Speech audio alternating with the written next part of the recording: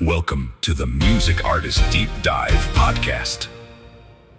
In 1953, a deeply insecure kid in Mississippi walked into a recording studio and paid exactly $4 to cut a single fragile record. Right, just $4. Yeah. And then you fast forward a few decades, and someone at an auction paid $72,500 Oh my God. for a jar of that same man's hair. That is just, it's wild. It's completely absurd. But if you have ever looked at the machinery of modern celebrity and wondered how a human being transforms into, like, a literal religious relic, you really have to look at the blueprint. Absolutely. And today we are taking you through that exact blueprint. We are doing a deep dive into a comprehensive, deeply researched biographical profile of Elvis Presley. It's such a fascinating source. It really is. And our mission today is to completely bypass that cartoonish caricature you're probably picturing right now. Right, the white velvet jumpsuit. Exactly. The jumpsuit, the oversized sunglasses, the sideburns. We want to get past that and figure out the actual mechanics of his life. Yeah. We want to understand the complex reality of how a kid from extreme poverty revolutionized global culture, and then how that very same cultural machine systematically consumed him. So, okay, let's unpack this. It is a phenomenal journey to track. And to really understand the forces at play here, I want you to visualize the backdrop for our conversation today. Okay, lay it out. Picture a glowing, massive, neon-lit Las Vegas marquee. It is impossibly bright, artificial, and designed to totally distract you from reality. Got it. Now imagine that neon slowly fading out, and right behind it stands the quiet, unpainted, rural silhouette of a 1930s Mississippi church. Wow, that is a stark contrast. Right. Those two extremes, the sacred, impoverished beginnings and the hyper-commercialized artificial end, those are the poles of this man's entire existence. And the origins in that rural reality are, well, they're heavier than I think most people realize. Oh, absolutely. He was born on January 8, 1935 in Tupelo, Mississippi, but the psychological anchor of his entire life drops on day one because he was actually supposed to be a twin. His brother, Jesse Guerin, was stillborn. Which is a crucial psychological starting point if you want to understand the engine driving him. I mean, from his very first breath, he was raised as a surviving only child in a family devastated by a massive, haunting loss. Right. And psychologically, that kind of tragedy often creates a suffocatingly close bond between the parents and the surviving child. Which definitely happened here. Oh, absolutely. He was ferociously devoted to his working-class parents, Vernon and Gladys. His connection to his mother, in particular, was just absolute. And they had nothing, right? Like extreme poverty. Yeah, they had incredibly little money, bouncing from place to place, but their constant stabilizing force was their faith. They attended the Assembly of God Church. Okay. And I want you to think about how Pentecostal and evangelical worship operated in the rural South. It wasn't passive. It was a deeply expressive, physical, rhythmic, full-body experience. So people are moving, they're feeling it. Exactly. That is where the gospel music didn't just reach his ears, you know? It sunk directly into his bones. It was a physical vocabulary he was learning before he even knew what to do with it. Beautifully put, yeah. And the tool to unlock that vocabulary arrived in 1946. For his 11th birthday, his mother buys him a guitar. Just a cheap guitar. Right. And when you look the butterfly effect of cultural history, that single birthday present is staggering. It really changes the world. It does. He learns to play. The family eventually moves to Memphis. He graduates high school in 1953, works some odd jobs driving a truck, and then comes that $4 moment I mentioned at the top of the show. Right, Sun Studio. Yeah, he goes into what would later be known as Sun Studio to cut a demo. And just to clarify the technology here for a second, he was recording on an acetate. Yeah, which is very different from today. Exactly. This wasn't a digital file or a mass-produced vinyl. An acetate is essentially a raw, direct-to-disc recording. You can't edit it. You can't easily copy it. Right. It's just a fragile capture of a single moment in time. And the man capturing that moment was the label owner, Sam Phillips. And Phillips had been actively looking for a very specific cultural bridge. What do you mean? Well, the 1950s South was heavily segregated, and music was rigidly categorized by race. You had rhythm and blues, and you had country western. Right, two completely separate worlds. Exactly. But Phillips famously knew that if he could find a white singer who possessed the authentic feel, the rhythm, and the emotional rawness of the black R&B and gospel artists he was recording, he could completely bypass the racial prejudices of the mainstream radio establishment. And make a fortune. And make $1 billion, yeah. Elvis was that perfect collision of timing, geography, and raw talent. And the trajectory just goes completely vertical from there. By 1955, he is generating a massive, almost hysterical regional following. The crowds were insane. Yeah, the fans aren't just politely clapping, they're screaming. They are drawn to his style, his unpolished look, and yes, those incredibly provocative gyrating hips. Which was so scandalous at the time. Right. And whenever there is heat like that, the business side immediately swarms. That same year, a former carnival barker named Colonel Tom Parker steps in. Ah, the Colonel? Yeah, and he orchestrates a massive buyout deal with RCA Records. Which literally changed the recording industry forever. Because, Parker wasn't a music guy. No. No, he was an attraction guy. He looked at Elvis the way a carnival manager looks at a prize exhibit. Oh, wow. Yeah, he saw how the teenagers were reacting. Yeah. So in 1956, Elvis drops Heartbreak Hotel, and it shoots straight to #1. He signs a movie contract with Paramount. He is suddenly everywhere. Which brings us to September 9th, 1956, the defining cultural flashpoint. The Ed Sullivan Show. Yes. You have to understand the scale of this. 60 million viewers tune in. Unbelievable. That was over 80% of the television viewing audience at the time, all watching a 21-year-old kid perform Don't Be Cruel and Hound Dog. And his physical movement, the shaking, the hips, it causes such an intense moral uproar across the country that by his third appearance on the show, the network executives actively censored the broadcast. They were terrified. They literally ordered the cameramen to only film him from the waist up. Now, I was trying to wrap my head around this because it's tempting to compare it to a modern pop star going globally viral overnight. Right. But wait, hold on. We're talking about a country that had just come out of a world war, a very conservative, buttoned-up 1950s America. A very different context. Exactly.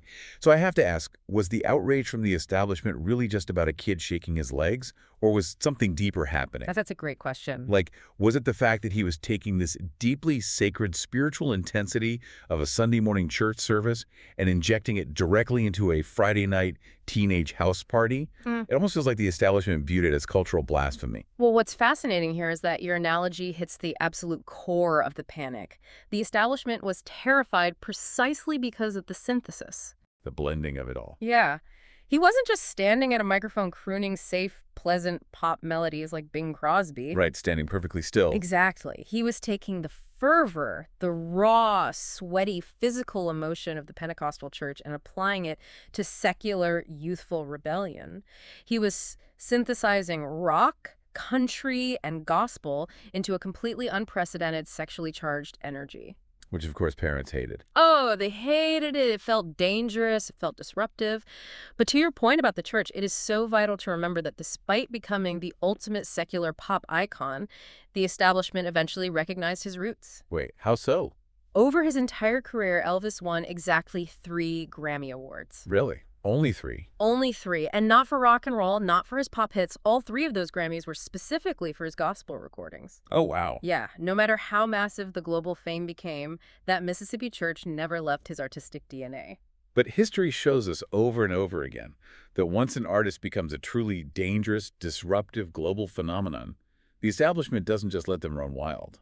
No, they don't. They either try to shut you down or they systematically try to box you in, they domesticate you. Yes. And for Elvis, that domestication took 2 massive institutional forms. Okay.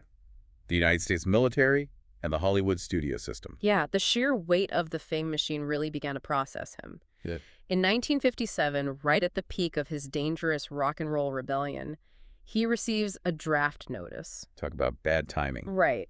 He is inducted into the Army in 1958 and eventually serves a year and a half in Germany. But the timing of this deployment engineered a profound psychological crisis. Yeah, this part is just tragic. It is. Right before he shipped out to Europe, the center of his universe, his beloved mother, Gladys, fell ill and died. Man. He was granted brief leave to return to Memphis for the funeral, completely shattered, and then had to immediately put the uniform back on and ship out overseas. I cannot even fathom the emotional whiplash of that. It's unimaginable. The person he is closest to in the entire world, the woman who bought him his first guitar and anchored him to reality, is suddenly gone. And he is stripped of his identity thousands of miles away wearing a government uniform. Completely isolated. Right. Now, there was a significant personal development in Germany. He met a teenage girl named Priscilla Bülow, who he would eventually marry years later in 1967. Yes. But professionally, when he gets out of the Army in 1960, he doesn't return to the stage to pick up where he left off. He gets shoved straight onto movie sets. Straight to Hollywood. Yeah, he resumes his career with the G.I. Blues soundtrack, and then it is just a relentless barrage of formulaic movies. Blue Hawaii, Girls, Viva Las Vegas. And visually they were stunning, and financially they were incredibly profitable. I mean, they made a ton of money. They really did. And the accompanying soundtrack album sold millions of copies. But critically, they were a joke. Ouch. Yeah, and by the late 1960s, that enigmatic, dangerous performer who terrified the Ed Sullivan producers was singing to dogs and babies on screen. Singing to dogs. Yeah. He was rapidly losing his box office appeal and his cultural relevance. Okay, I have to stop you here and challenge this whole era. Sure. Because when you look at the sheer volume of those movies and how creatively bankrupt some of them were, how does the ultimate rock rebel just roll over and agree to do that? That's the million-dollar question. Right. Was Elvis simply choosing the easy paycheck and selling out by making all those safe, family-friendly films? Or was the machinery around him so powerful that he literally couldn't escape it? Well, if we connect this to the bigger picture, you have to look closely at the business machinery Colonel Tom Parker built around him. Back to the Carnival Barker. Exactly. Parker realized that touring was exhausting and unpredictable. But movies were essentially feature-length, zero-risk commercials for soundtrack albums. Ah, so it was a cross-promotional machine. Exactly. And Parker negotiated contracts that gave him an unprecedented 50% cut of Elvis's earnings. It's true. 50%. Parker didn't care about Elvis's artistic growth, you know. He cared about overhead and profit margins. It was a golden cage. Wow. The psychological toll this took on Elvis was immense. To be packaged into a sanitized product was a profound dilution of his artistic soul. Yeah, especially during the 60s. Right. He was entirely isolated from the sweeping musical evolution of the 1960s. The Beatles, the Rolling Stones, Bob Dylan. The very revolution he helped ignite. Exactly. And he was stuck on a Hollywood backlot. Which explains exactly why the 1968 comeback special feels so electric. Oh, absolutely. It wasn't just a television special. Oh, it was a fight for survival. Yeah, you watch the footage, and he strips away all the bright Technicolor Hollywood gloss. He puts on this stark, raw black leather suit, sits down on the round with a guitar, and just sweats and plays. It's mesmerizing. It really is. It's almost like he had to visually reset himself to remind the world, and maybe remind himself, that he was a musician, not a movie prop. It was a brilliant, desperate, artistic reclamation. He proved that his visceral talent was absolutely still intact. For sure. For the first time in a decade, the public saw the real, dangerous Elvis again. It totally revitalized his career. It saved him. But ironically, that salvation paved the way for his ultimate destruction. Yeah. Because the success of the 68 comeback led directly to his massive, exhausting Las Vegas residencies. Which brings us to the darkest transition of the deep dive. It really is. The crushing pressure of maintaining the mythological title of the King drove him deep into an isolated, bizarre, and heavily medicated private world. Let's step inside the gates of Graceland. Graceland became less of a home and more of a heavily fortified artificial reality. Even the basic physical facts of the man became obscured by the myth. What do you mean by physical facts? Well, for example, the sources note a bizarre physical mystery regarding his height. His height. Yeah. His official army records from the 1950s list him at an even 6 feet tall. But an authentic paper driver's license from the 1970s, which later sold at auction, clearly listed his height as 5'11". Oh, interesting. It's a minute detail, but it perfectly illustrates how the towering projection of the king often didn't match the human reality underneath. And here's where it gets really interesting to me. Because when you look at the daily reality inside Graceland, especially his diet, the contrast is staggering. Oh, the diet is infamous. You have one of the wealthiest, most globally recognized men on the planet, a guy who could have private chefs flying in caviar. And what is his absolute obsession? The sandwich. A fried peanut butter and a banana sandwich. Yeah, but the mechanics of how that sandwich was prepared tells you everything about his environment. Oh, Tupelo. His former cook, Mary Jenkins Langston, detailed this process perfectly. It took her 5 agonizing attempts to get the sandwich exactly the way he wanted it. 5 attempts for peanut butter and banana. He kept rejecting them. Finally, his father, Vernon, stepped in and suggested toasting the bread first before frying it. Toasting before frying. Oh. Wow. Yeah, and once they cracked the code, Langston revealed the staggering recipe. She had to use 2 full sticks of butter to prepare just 3 sandwiches. Wait, really? 2 sticks of butter? 2 sticks. And because he was living on a nocturnal schedule, completely disconnected from the outside world, he would demand these heavy fried meals at all hours of the night. Man. And the sources note he constantly demanded the deepest comfort foods from his poor Mississippi childhood. Right. Pig feet, collard greens, chitlins. Langston, his cook, shared a quote that honestly stopped me in my tracks. Yeah, it's a rough one. He said that the only thing in life he got any enjoyment out of was eating. It is utterly heartbreaking. I mean, he had achieved every conceivable material success, yet he was retreating entirely into the culinary safety of his impoverished youth. It's like he was trying to eat his way back to Tupelo. Exactly. And when you are surrounded by yes men, people whose own livelihoods depend entirely on keeping you happy, all normal friction disappears. No one tells you no. Right. Food became the one thing he could absolutely control to self-soothe.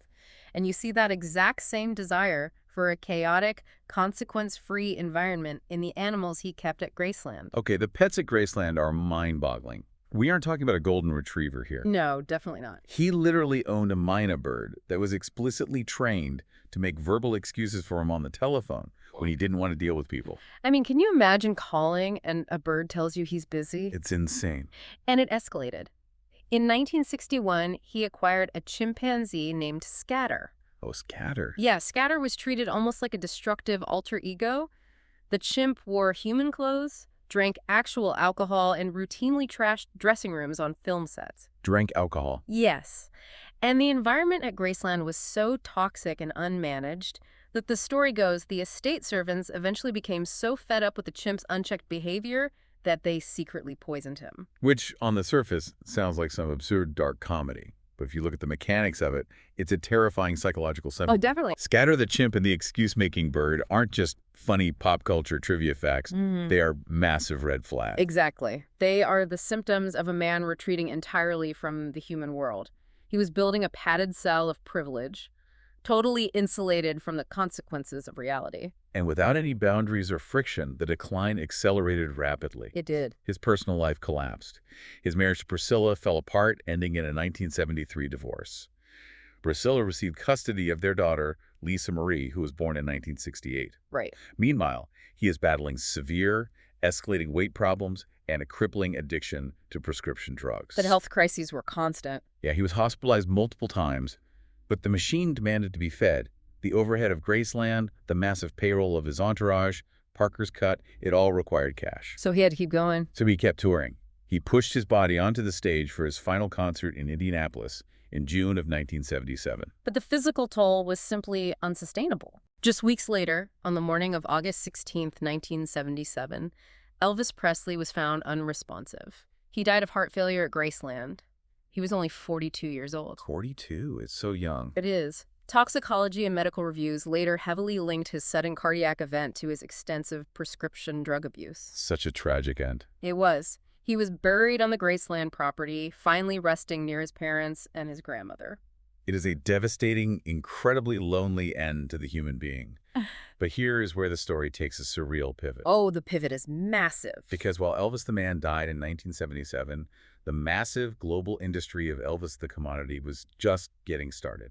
The immediate public reaction was closer to the death of a head of state than a pop singer. Seriously? Yeah, an estimated 18,000 people flooded Memphis, lining Elvis Presley Boulevard just to catch a glimpse of the funeral procession. Wow. The visuals were iconic. A pristine white Cadillac hearse carrying a massive rose-covered coffin, and the sheer volume of grief actually overwhelmed the floral industry. Wait, really? Yes, the FTD Flower Delivery Service reported that more than 3,100 floral arrangements were ordered in a single day, setting a national record. That is wild. And you had cultural titans in attendance, too. John Wayne, Burt Reynolds, Caroline Kennedy. And that intense devotion didn't fade over time.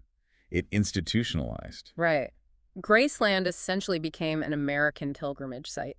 Yeah, on the 35th anniversary of his death in 2012, thousands upon thousands of fans gathered at the gates for a candlelight vigil. I remember seeing that. And what made that specific vigil historical was that it was the very first time Priscilla and his daughter, Lisa Marie, appeared together at the annual event. Oh, wow. Yeah, Priscilla looked out at this sea of candles and remarked that it was a sight to behold, something Elvis himself would never have believed. Because the business of his legacy was monumental. And with monumental wealth comes intense generational friction. Right, the estate drama. Exactly. Lisa Marie became the sole heir, officially taking ownership of the estate in 1993. Her life was lived entirely under the shadow of that legacy, including multiple high-profile marriages and 4 children. Actress Riley Keough, a son who tragically passed, and twin daughters with Michael Lockwood. And the tragedy just kept following the family. It did. When Lisa Marie herself passed away suddenly in January 2023, it triggered a massive, highly public legal battle over control of the Graceland Trust. Between Priscilla and the granddaughter. Right. Right. Priscilla challenged her daughter's will in court over a 2016 amendment. The dispute was ultimately settled in August of 2023, passing the massive estate to Riley Keough and her twin sisters. The business of Elvis continues, generating friction generation to generation. And the economics of that business are just mind-blowing, especially when you look at the secondary auction market. Oh, the numbers are insane. They really defy logic. The source material lists some recent sales of his personal memorabilia. Remember that raw acetate record we talked about? The one he paid $4 to record in 1953. Yeah, the fragile one. That single disc sold for $300,000. Unbelievable. An 18-karat white gold Omega watch, a gift from RCA, went for $1.8 million.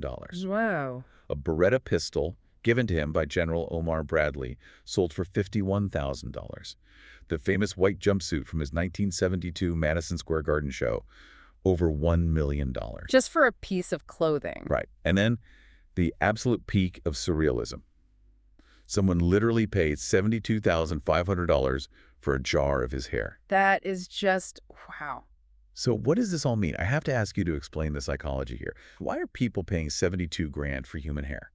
Why do thousands of grown adults gather to dress exactly like him? Well, this raises an important question about how modern society processes its own mythology. How so? People aren't dropping $1 million on a jumpsuit or $72,000 on hair because they happen to like a rock and roll song. Right. It's more than that. Exactly. They are trying to physically possess a piece of a cultural earthquake. Elvis wasn't just a celebrity. He represented an era-defining shift in the American timeline. He changed everything. He was the catalyst for a brand new kind of youth identity. By hoarding these items or by physically embodying his persona like the thousands of impersonators do, people feel they are anchoring themselves to that cultural magic. Like reaching out and grabbing history. Yes. It crosses the line from memorabilia into the realm of holy relics. They are trying to touch the myth. And the dedication to that myth is relentless. You look at the impersonator industry. You have professionals like Sean Clush, who won a BBC competition and is billed as the closest thing to the king. Right. You have brilliant comedians like Andy Kaufman doing highly accurate parodies of him in the 1970s. In 2014, a casino in North Carolina hosted a Guinness World Record gathering, pulling 895 Elvis impersonators into one single room. Nearly 900 of them. It's an entire economy based on mirroring one man's shadow. Which brings us right back to the central tragedy. It is a profound story of extreme, world-shifting talent colliding with extreme, fatal isolation. It really is. We started today talking about how we need to look past the caricature to find the man. And we've covered a lot of ground. Yeah, we've traced that incredible journey from a grieving mother and a surviving twin in the physical, rhythmic gospel churches of Tupelo to the explosive heights of global television, and finally into the tragic, heavily medicated, gilded cage of Graceland. Where it all ended. A place where the world's most recognizable star found his only real joy in the simple, butter-soaked foods of his impoverished childhood. And I want to leave you with a quote from Elvis himself that we found in the source material. It's a cray. He once said, "Fingerprints are like values. You leave them all over everything you do." Elvis Presley undeniably left his fingerprints all over music, film, and our entire modern cultural landscape forever. But it makes you wonder. When we look at the $1 million jumpsuits, the $72,000 jars of hair, and the literal armies of impersonators in casinos, when a society becomes so deeply obsessed with copying a celebrity's fingerprints, do we end up actually honoring the human being? Or do we just erase their humanity entirely just to leave behind a very profitable product? Did we love the man from Tupelo, or did we just love the velvet jumpsuit? That's a profound question. Something to mull over. Yeah. Thank you so much for exploring this with us. Keep questioning the machinery behind the icons, and we'll see you on the next Deep Dive.